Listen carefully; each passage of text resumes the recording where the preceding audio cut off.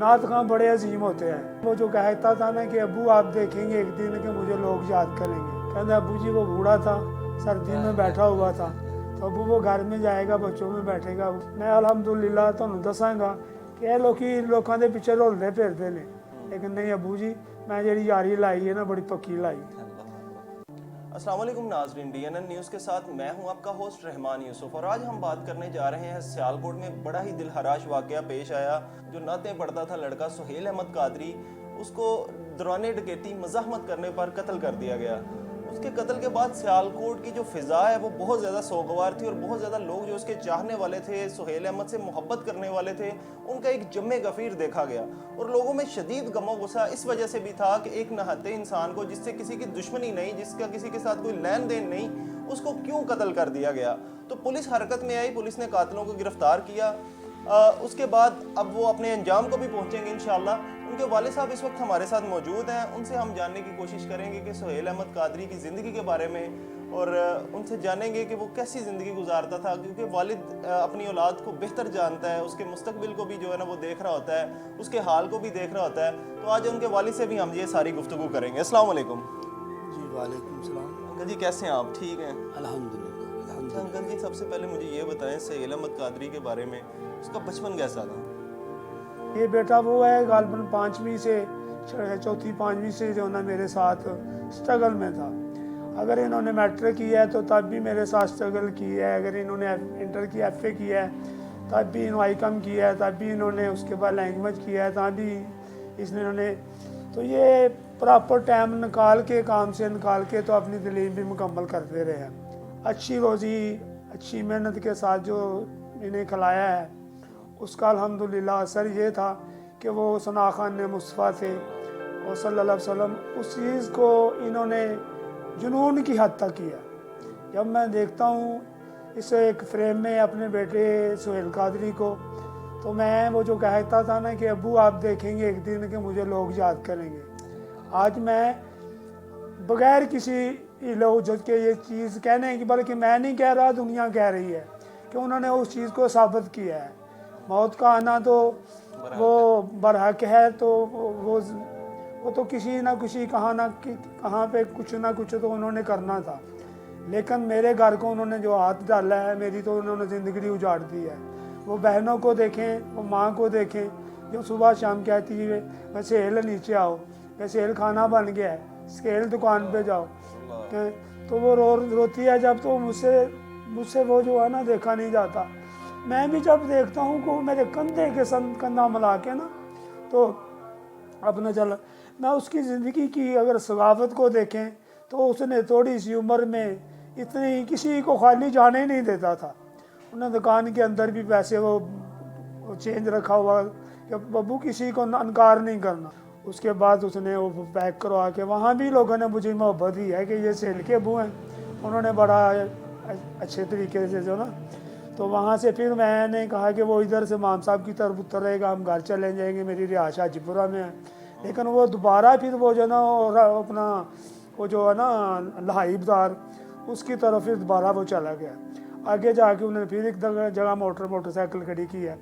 Motorcycle खड़ी करके ना तो वो एक रेडी वाला था बूढ़ा सा, उसके पास केला था, उसके पास चला गया, बाबा ये क्या रेट है? उसने बताया ये रेट है। कहता बाबा सारे का कितने पैसे लेने हैं? उसने कोई बात नहीं की कोई भी, उसने पैसे निकालने हैं बाबे को दिए हैं। वो आ गया, मैंने रास्ते में पूछा यार ये क्या है, ये क्या तुम करते हो? हैं?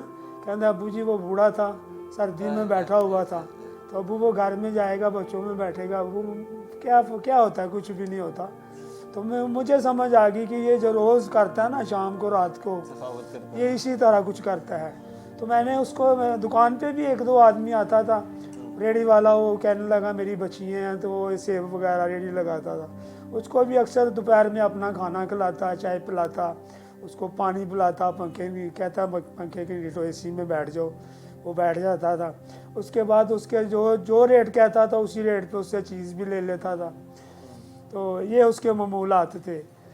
तो मुझे अक्सर कहता अबू ये फ़लाँ को दे देना, अबू ये फ़लाँ को दे देना। और अल्हम्दुलिल्लाह जो भी हमारा एक घर का सिस्टम था उसमें पैकेज जो था, मैं उसको मकूल जो है ना खर्चा दिया करता था। खुद भी वो जो ना लालच नहीं था, वो कहता था अबू नात खां बड़े अजीम होते हैं, अल्लाह। अबू जी नात खां बड़े अजीम होते हैं, मैं जो किसी चीज़ की नहीं ज़रूरत, कुछ मैंने भी कि इस दीन को बेचो नहीं, इस दीन को हो सके तो वफा कर जो, इसका अजर क्योंकि आगे है, ये दुनिया में इसका कोई अजर नहीं दे सकता। तो इस चीज़ पे भी उसने बड़ा अमल किया है। और वो ये कहता था कि अबू जी जैसा आप कहेंगे वैसे। वो ना तो खाने का लालच था उसे, ना उसको पैसे का लालच था, हमेशा इश्क की बात सुनी है, नात सुनी है, हिजर सुना है, अपना अहले बैत का जिक्र सुना है, ये चीज़ें थी। मैं उनको दोस्तों भी देखा, लेकिन मैं मुतमिन था कि मेरा बेटा जहाँ भी है सही तरीके से अपनी ज़िंदगी को गुजार रहा है, ये उसकी ज़िंदगी थी।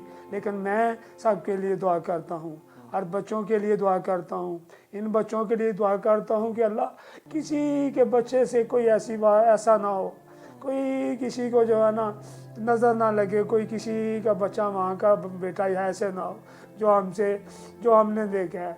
लेकिन ये ज़रूर कहूँगा कि आप मेरे लिए, माँ के लिए, बहनों के लिए दुआ करें, क्योंकि ये उस वक़्त लोगों ने जो महसूस किया है कि खुशबुएँ थी, नात हो रही थी कब्र में जब वो गया है।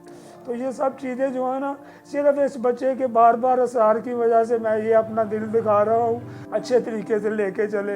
ये बच्चों को भी चाहिए कि माओं को रुलाए ना, बाप को तंग ना करें, बहनों से शफकत करें। ये जो ज़िंदगी है ये आर्जी है, अगली वाली सांस के हम मालिक नहीं हैं, वो मालिक है, वो आने दे या ना दे। इसलिए मैं इन्हीं अल्फाज के साथ मैं क्या कह सकता हूँ, मैं शुक्रगुजार हूँ सब लोगों का जिन्होंने मेरे बेटे के लिए मेहनत की है, इंतज़ामिया हरकत में आई है। उन्होंने इंतज़ामिया को भी मैं अपने दिल से दुआ देता हूँ कि अल्लाह ताला उन्हें भी अपनी ज़िंदगी में राहतें दे, उनके बच्चों को भी राहतें दे, जिन्होंने मेरे बच्चे के लिए इतनी एफर्ट की है। और मैं चाहता हूँ उन जजों से, उस मीडिया से, सब लोगों से कि अपना फरीज़ा अदा करें, कम से कम हक़ के ऊपर आवाज़ ज़रूर उठाएँ, और तब ताकि क़यामत के दिन आप भी अल्लाह की बारगाह में सुरखरू हो सके। अल्लाह ताला सबको खुश रखे, आप सब कामयाब नाज़र हो। अल्लाह ताला आपको सबको खुशियाँ अता फरमाए। आमीन सुम्मा आमीन, आमीन सुम्मा आमीन। बिल्कुल, आज हम मौजूद थे अजीम सराहान मुस्तफ़ा सुहेल अहमद कादरी के घर। तो वो दुनिया से चले गए, लेकिन उनकी यादें आज भी ज़िंदा हैं। उनके वालिद से, उनके भाई से उनकी ज़िंदगी के, उनके मामूलत ज़िंदगी पर गुफ्तगू हो रही थी, तो बड़ी ही तफसीलन गुफ्तगू हुई। साथ ही साथ उनके वालिद ने हुकूमत वक्त से और वज़ीर-ए-आला पंजाब से और जुडिशरी से भी ये मुतालबा किया है कि मुल्ज़िमान को कैफ़रे किरदार तक पहुँचाया जाए, ऐसे मुल्ज़िमान को निशाने इबरत बनाया जाए, ताकि आइंदा कोई भी किसी की औलाद को इस तरह ना छीन सके। कैमरा टीम के साथ रहमान यूसुफ, DNN न्यूज़, सियालकोट।